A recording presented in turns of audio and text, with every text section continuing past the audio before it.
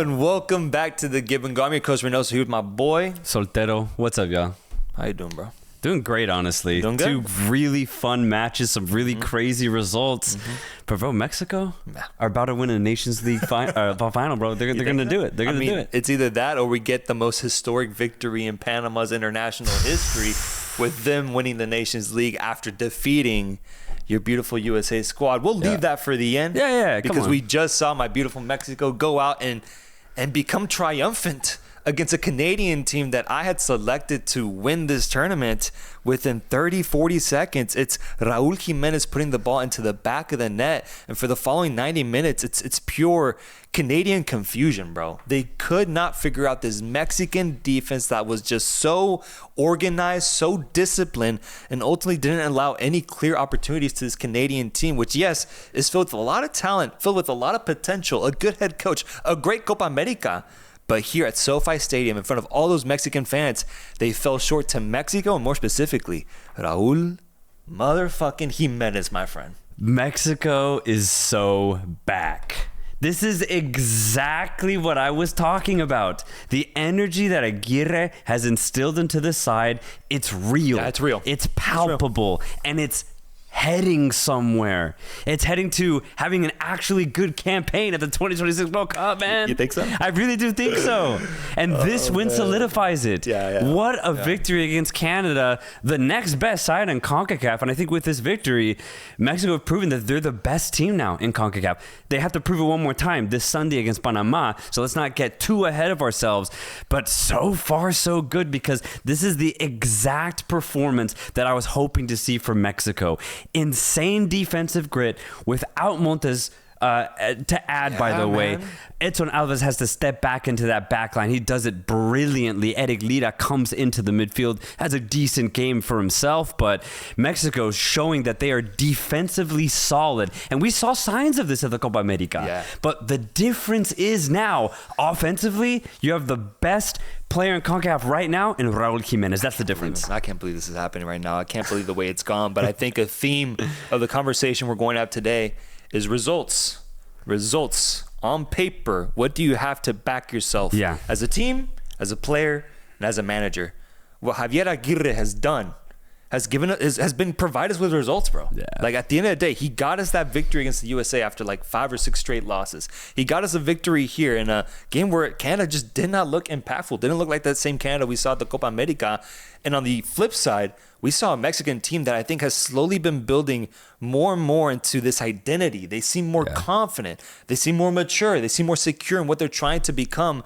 I'm finally starting to see results and a clear identity, bro. And what's dope about this Mexican team is that it's one different from the past iterations of, the late 2010s, early 2010s, 2000s.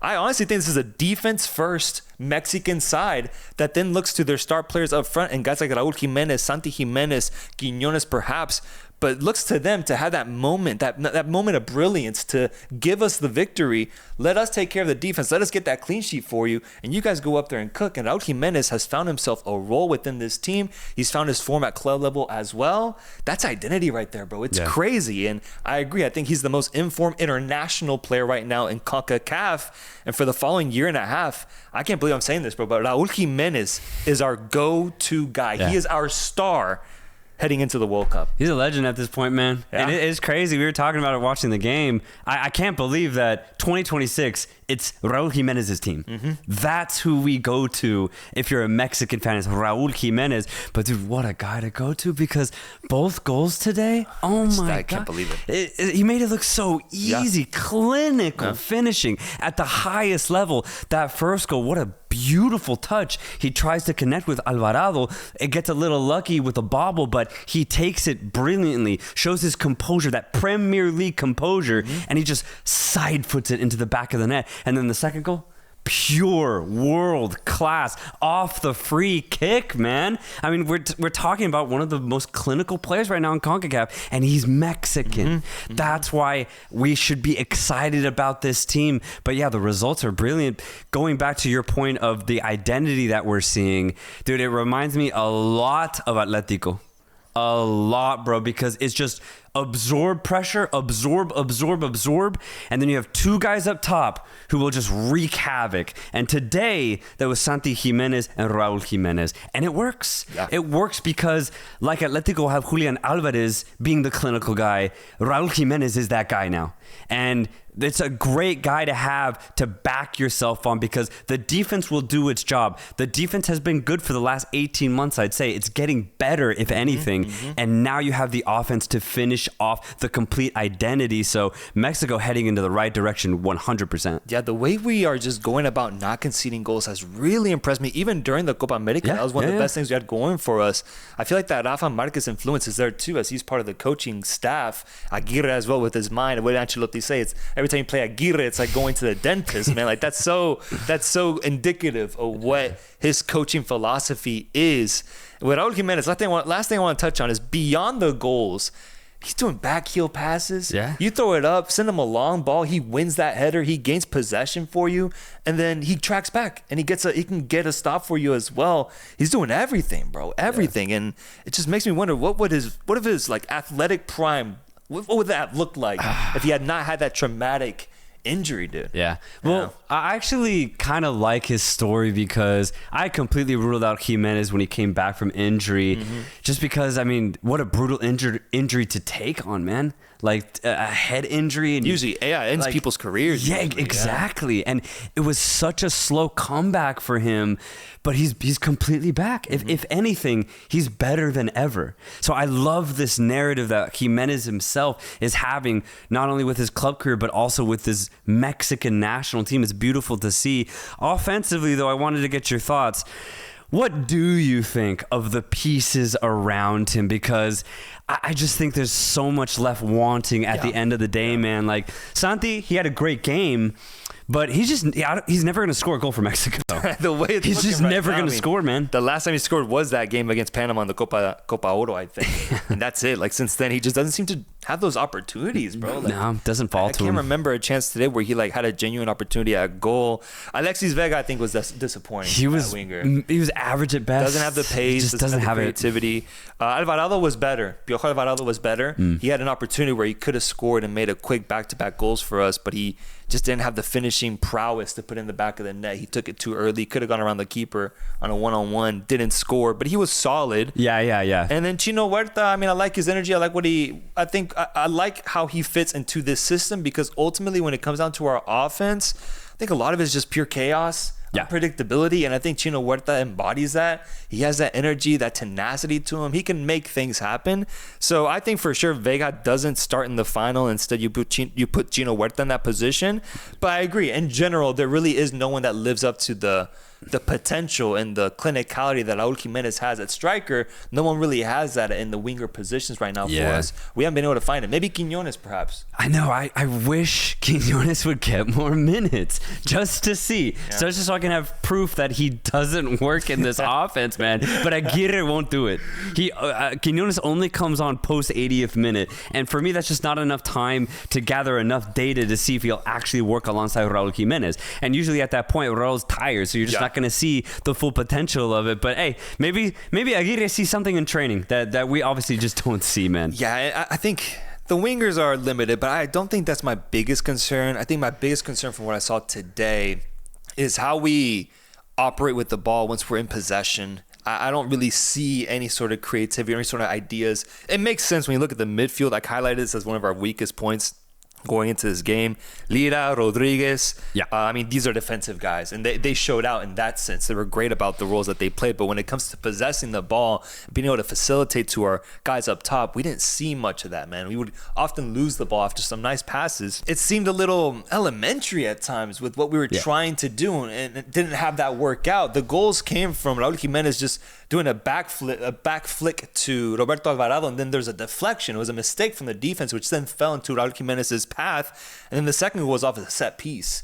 And so that's the only part where I would like to see a little bit more be offered from this Mexican team, because if that doesn't work out for us, we're going to end up being a team that relies a lot on defense and then set pieces and perhaps a defensive mistake from the other side to get us that goal. And that's a limited game plan at the end of the day. It can't take you to a World Cup final, but it can take you deep. It can take you deep.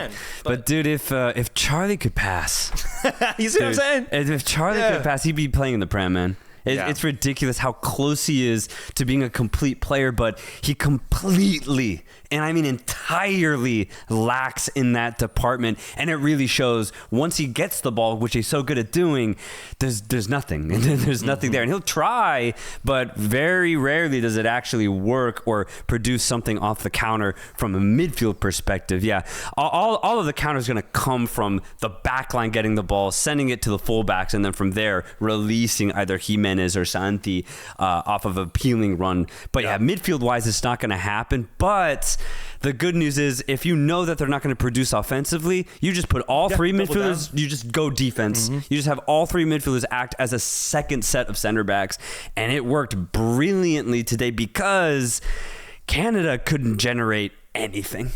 I don't think they generated a true, genuine shot on target for the entire 90 minutes. And it's credit to Mexico. Canada did try. They had majority possession. And I thought they actually started the second half really well for the first 10, 15 minutes. But for the majority of the first half and for the end of the entire second half, Canada were just knocking the ball around Mexico's box without any clue how to break them down. Yeah, and I guess that was it. Like, they just couldn't figure it out. They couldn't figure it out. I'm trying to think what really went wrong for them. I saw effort. I saw the ability on the ball to make something happen, but it just seemed like they ultimately ran out of ideas. And I remember on the 60th minute seeing them become very frustrated and start, trying basic things, and it just wouldn't work out for them. And Marsh couldn't figure it out. You didn't have Schalfenberg fully healthy, which I think is a big part of it's a big part. That Copa America run and his electricity on the wings. I think you didn't have that, so that was a little bit more limited for you. But overall, this has to be a very disappointing result and performance for any Canadians out there going into this match, and what people thought would happen, including myself. The inability to figure out this Mexican defense, which was very good, I think exposed something in the Canadian team that we hadn't seen before. And I was thinking going into this match, I think not just us, but everybody kind of overblew the Canadian situation just a little bit. I can because to that. Let's look at what has happened since the Copa America. Canada ended up being in the group that had Chile and Peru, the two worst teams now in South America, right? So I think that definitely has inflated a bit of their image that we saw at the Copa America. I'm not saying Canada played badly or didn't deserve what they pulled off, but once Canada faced actual quality, there was massive cracks. They barely got through Venezuela, and that game was crazy. That game was absolutely wild. But I think that really showed the flaws that Canada have. They're far from a perfect team. They're far from a team that could be worthy of being titled the best team in CONCACAF. I think at best they're a very feisty team that have a lot of feisty players, but when they play against Argentina, they get absolutely ran. And I think that's the actual reality of this Canadian team. They're solid, but they're not the best in CONCACAF, and they still have a lot of room to improve. Jesse Marsh's narrative still remains intact. He has brought this Canadian team back from the depths from post-2022 World Cup, and he's made them a really good team. That has not changed. But this inflated idea that Canada's really, really good, I just don't think it was actually ever there. I don't think it was ever real.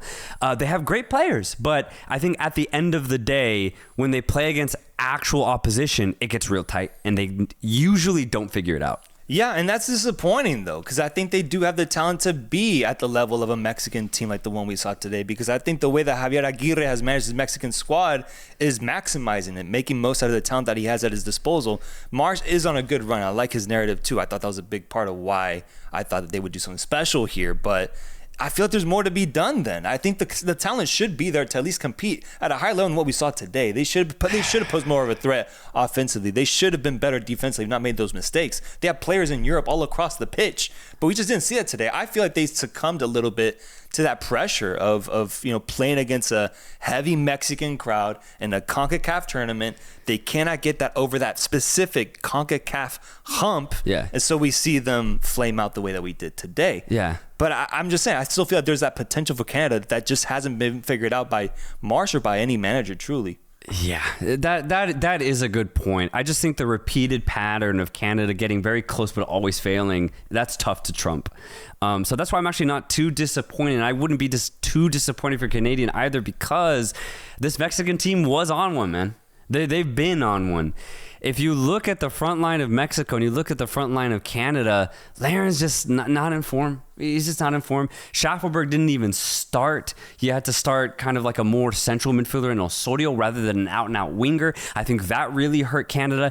Tejan Buchanan has had a tough time recovering from his tibia injury, and I think that takes away from a lot of Canada's potential threat. The only two guys that are actually in form are Alphonso Davies and Jonathan David, but this is a team sport, bro. So what I'm saying is, I'm not surprised that Mexico won today, because this Canada team, I think this is their level. I really do think so. I don't. I think David's a better player than Jimenez is, if you look at the club level right now, the form that he has. I disagree. But I think that's not being maximized by the coach. I disagree. If Javier Aguirre coaches Canada, they play better. So I'm saying they have a higher peak that they can reach with the players that they have at their hand. And the wingers are as limited as Mexico's, man. Laren is a Canadian Santi Jimenez.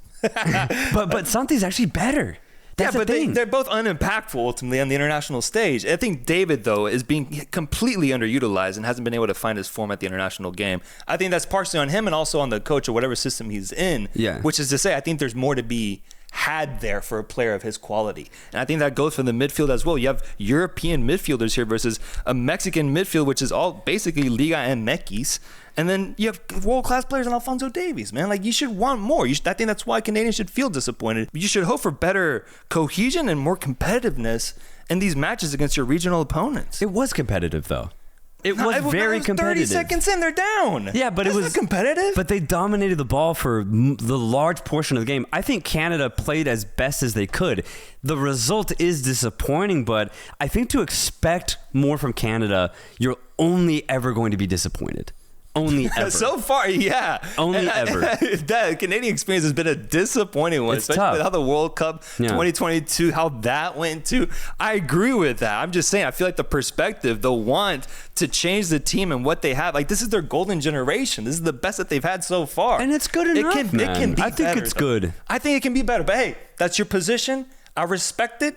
I think differently. I want to know what people think down below. What can this Canadian team truly achieve? Do they have a higher level? Or, like you said, is this their level? And is this what we're just going to see for the next 5 years of this core? Is just disappointing results after disappointing results.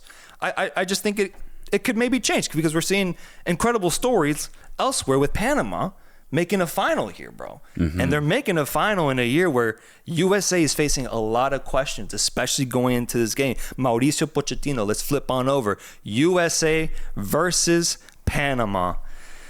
Good Lord. Good Lord. Thierry Henry. Part of one of the greatest celebrations we've ever seen. Waterman with an incredible finish puts it past Matt Turn in the final minute of the game. Panama wins the match in U.S. soil to knock out the USA. And what's another disappointing result for Mauricio Pochettino. And now you have Panama, my friend. The beautiful Panama in the final of the CONCACAF Nations League with the date scheduled against the mighty Mexico. Cecilio Waterman, what a finish. What a goal. The diagonal shot, the scenes as he runs straight to Thierry Henry to celebrate with him. My goodness, coming all the way from the Chilean league, man. Coquimbo Unido. That's where that goal was made from, brother. Man. And what in a the finish. trenches, dude. What a goal. Yeah. 90th minute, stoppage time, game winner on U.S. soil against the supposed kings of CONCACAF. To down them once again. Panama, man. What a result. And let me take you through my experience as a fan That's of what the I'm looking USA for, yeah. watching this match. Yeah. I start the game with high hopes. I have a lot of optimism. If you saw the preview, I was optimistic about this USA trying to change their narrative post Copa America with a new coach, Mauricio Pochettino. I wanted to see drive. I wanted to see passion. I wanted to see aggression.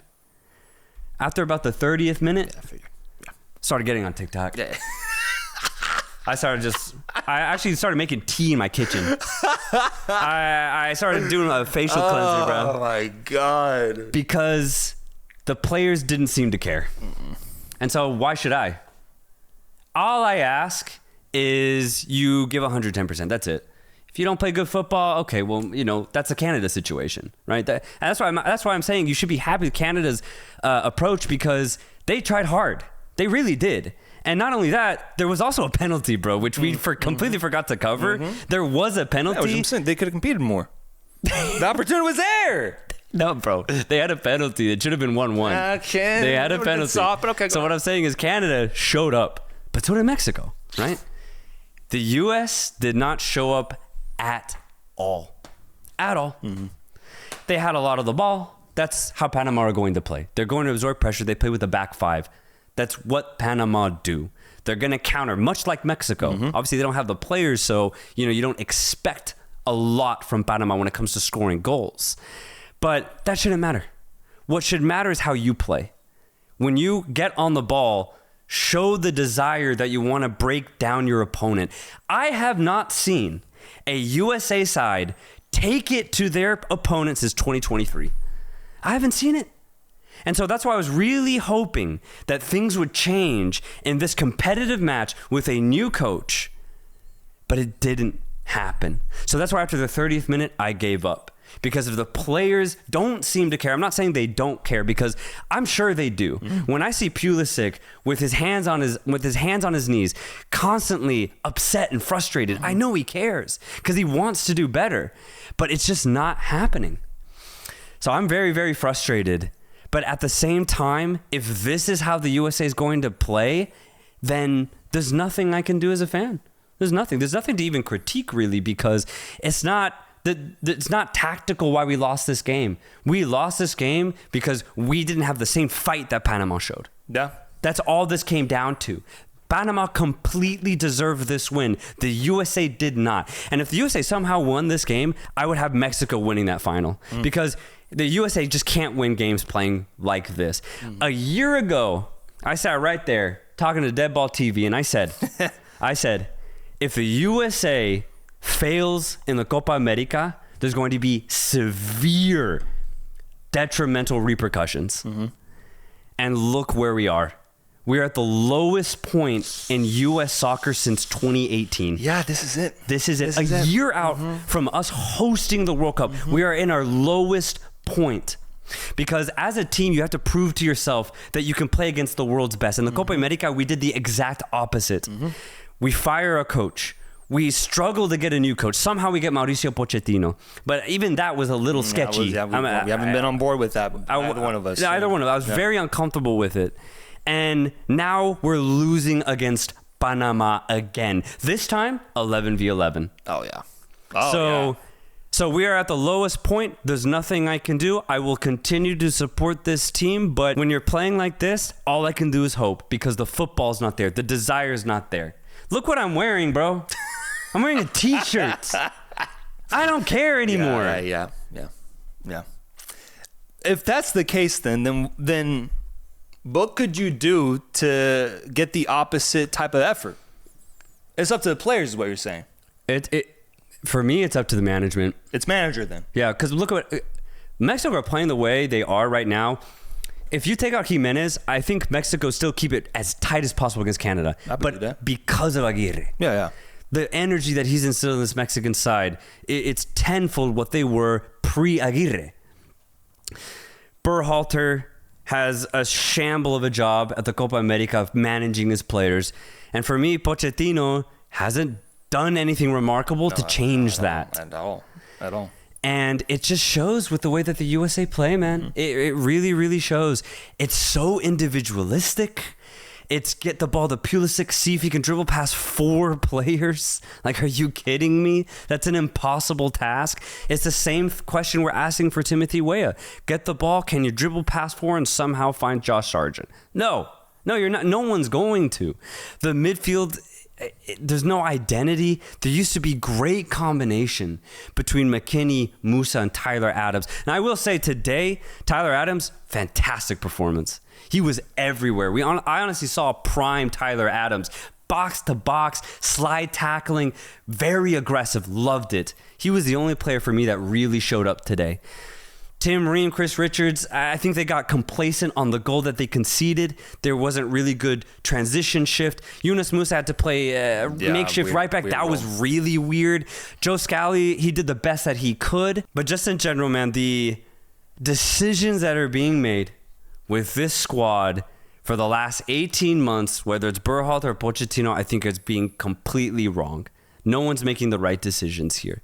So as a fan, I just have to hope that the players take over, but that's a tough task to ask for, man, because it starts with the manager. Yeah, of course. It starts with the manager. So now I'm here on hope. I'm here on hope that something changes in 12 months' time. Yeah, looking at the player perspective, I think it's a combination of both.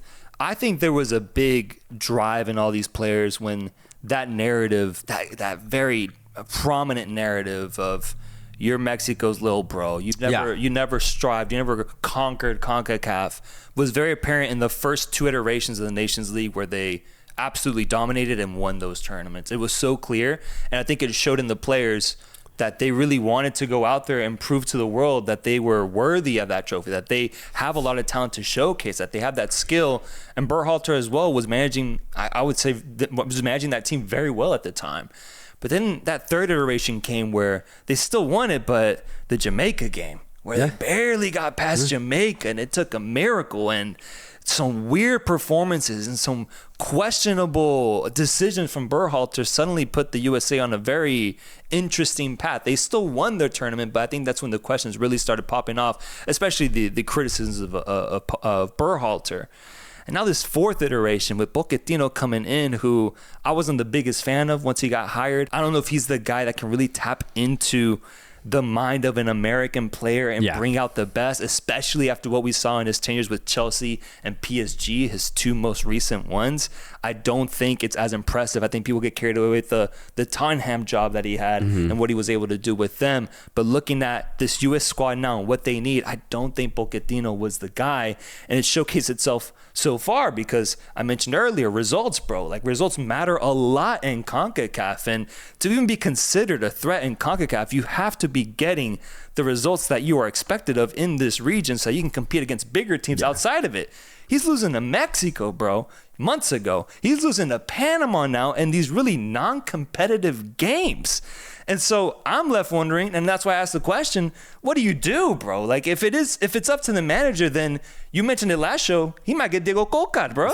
And they might need to do that because I'm not seeing an answer here. Outside of Pochettino figuring it out with his players and the players themselves having that want again, which I do think is also a factor. I don't think they have it in them right now. There's a slight factor of them just not being motivated, I guess. But we've been saying this about the U.S. squad ever since the Copa America. There's some weird thing that's happening in transit when they fly over from Europe to America. I don't know what gets lost. Maybe it's jet lag. I don't fucking know. But something gets lost in terms of motivation, and they play like completely different players on the pitch. So I think it goes to both sides, and I think we got a lot of questions that need to be answered with this USA squad, and it's so fucking sad, man. It's so sad with how high their potential was at one point after what we saw on the pitch from them to where we are now. We're talking about a team that it makes me very fearful for what might come in the World Cup. Oh, yeah. Very fearful, bro. That's why I'm just going off of hope now. There's nothing else to latch on to. What's the next tournament? There's nothing else to latch on to. What's the next thing? It's technically the Gold Cup, but it interferes with the Club World Cup, so a lot of the players won't be there. Oh, man. And so it's not even a real rehearsal anymore. That's why I put so much pressure on the Copa America. That was it. And since we failed so drastically, now we're suffering because of that. But today, man, just a lot of the coaching decisions I just didn't understand. Panama's dropping back. Musa proves in the first half that he can't play right back. From an offensive perspective, he was fine defensively. But offensively, he couldn't get past a single player. And that's not Musa's game. So why doesn't, as soon as the second half start, why doesn't Pochettino just put a winger in that right back position? Musa barely had to defend because Panama don't have a lot of the ball. Just have 2 wingers. Just go all out. You need a goal. Instill energy into the side. Make a move early on. Make a statement. But no, there's no change there. Also in the midfield, we start with Tyler Adams and Tanner Tessman. Both had good games today. But why do we need two holding midfielders against a Panama side that isn't really looking to hold the ball? Why not put in Gio Reyna? Even though he's not even doing that well at club level, I don't care. Put in a guy who's really good at attacking. Or how about this? Put Pulisic in a central position and then put a winger in Pulisic's position instead. Go all out attack.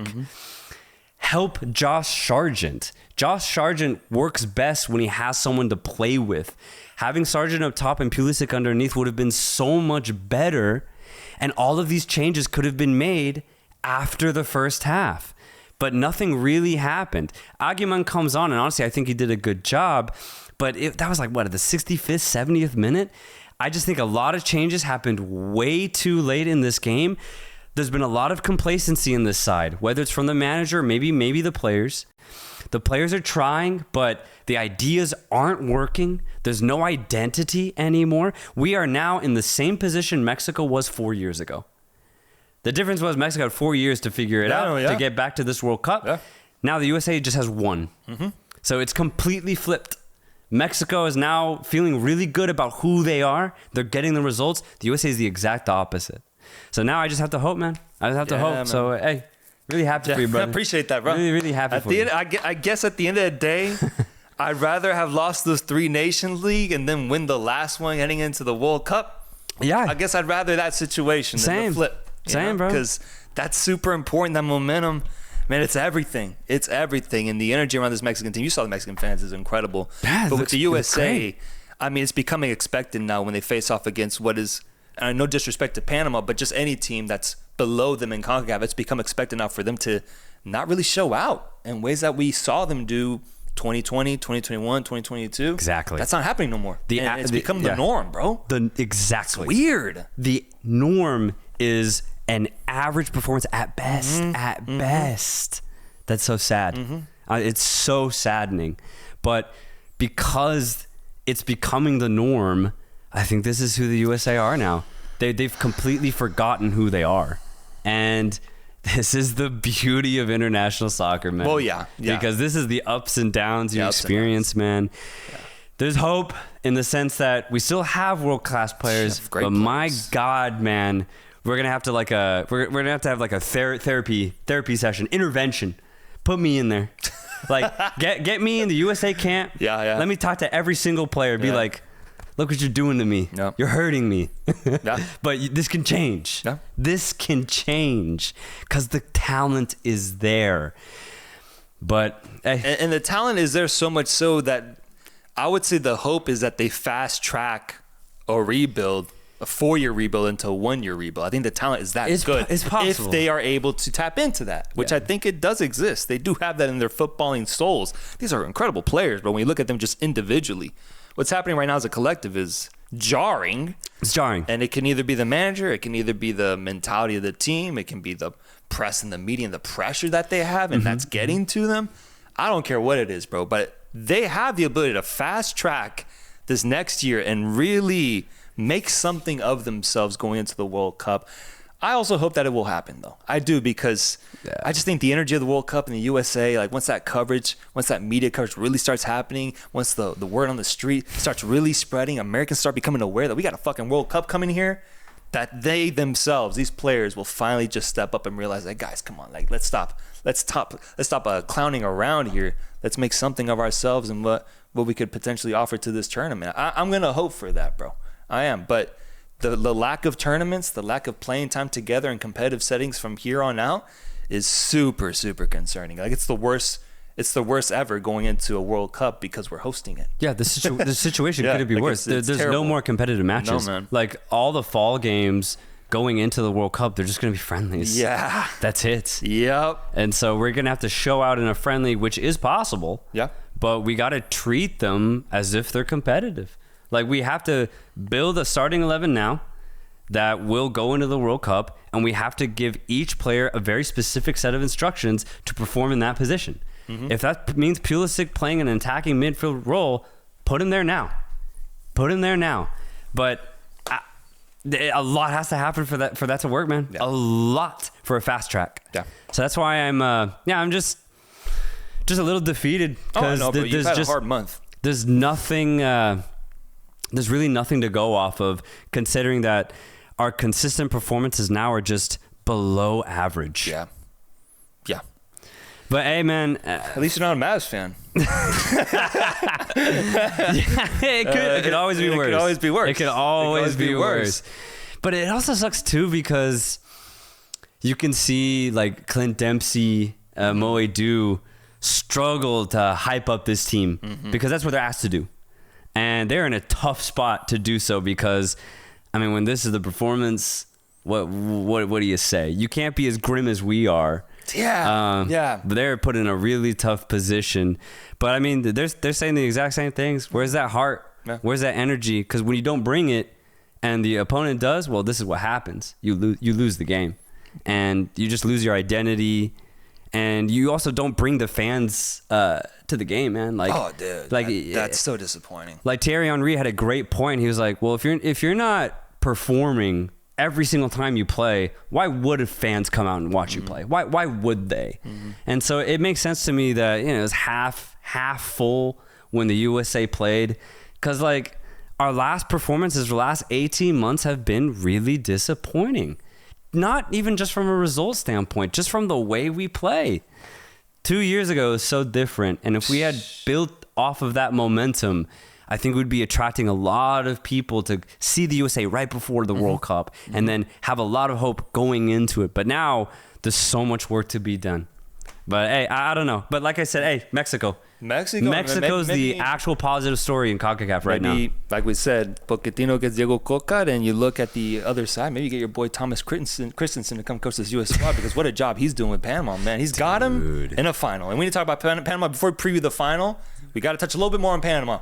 This actually is incredible. Yeah, it's incredible. The Panamanian team has made it to a final, finally conquering their demons of falling short against the specifically U.S. side in the Nations League semifinals. They're able to get over the hump after defeating them at the Copa America. They proved that 11v11, we can still match this USA squad. It doesn't matter the names and the market value of these players. Yeah. We can play up to that level, man. And I thought the performance I saw from Panama today just took advantage of all the flaws that the USA had to offer. They knew that going in. They executed Christensen's plan to a perfection, and they got that golden goal in the final minute, man. Like, Panama did it, bro. And it's amazing because we've been pretty hype about Panama for a while now. Yeah. But that excitement died a little bit in the past year because they slowed down their momentum that they had been building.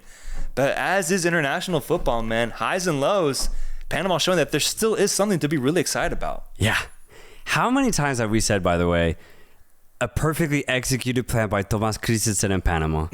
That's been the staple. That's been the staple of Panama for the last 2 years. Yeah. The consistency is what we've really highlighted for this Panama team, and they do it again.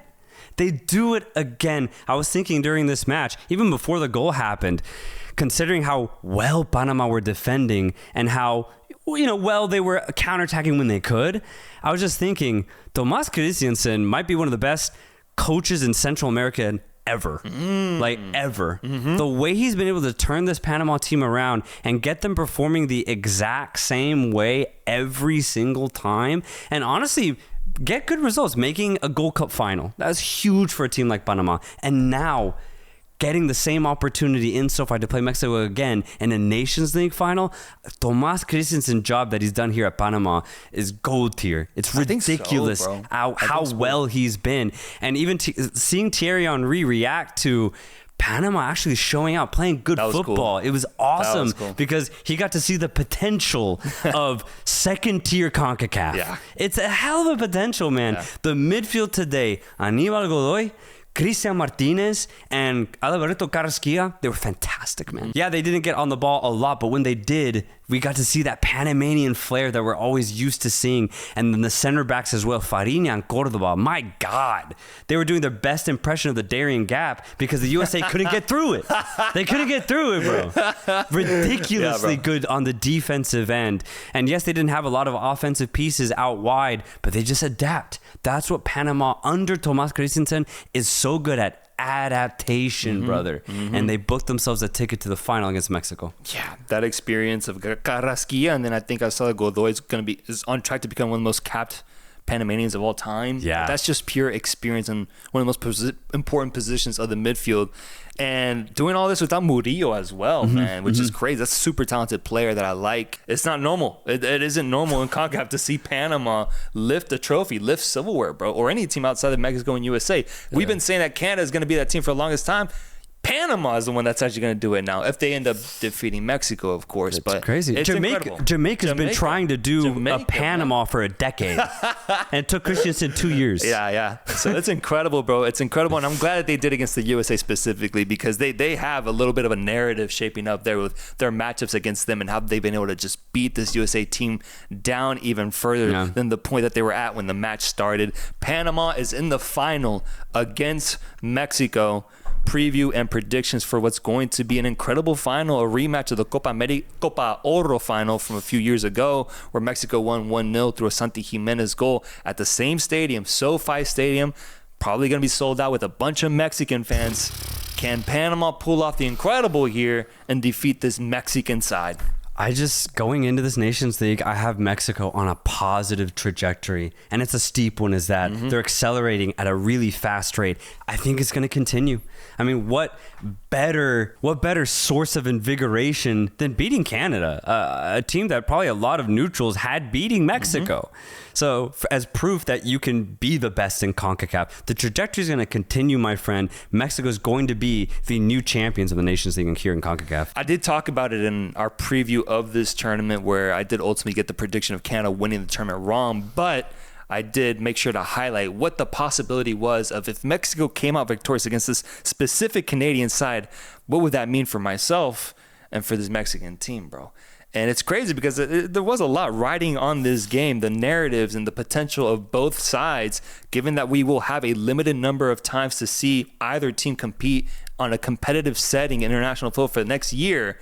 A lot riding on this for a narrative that we're hoping for. And because Mexico came out victorious in the way that they did, I'm all in. Yeah. Let's go, baby. All in, man. Let's go, man. And I'll give you your credit for being there early. You got there to the train a little earlier than me, but I'm running to the train. I got my ticket, and I'm running to the train. I'm ready to hop into coach, man, because I'm in. Mexico, with this momentum, with this identity, bro. I can't get over the identity that they formed for themselves is something that I haven't seen from a Mexican team since probably like 2018, 2019 at most. It's been years. It's the first time in this podcast history that Mexico has been this good, and I think it ultimately means silverware for them against a team that they have had their number a lot, just CONCACAF history, you could say. I think at the end of the day, Panama does succumb to that Mexican aura, that Mexican dominance, more so than perhaps the USA, who they might see as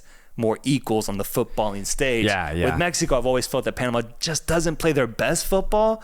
Maybe it's a mental thing. Maybe it's the fans being involved.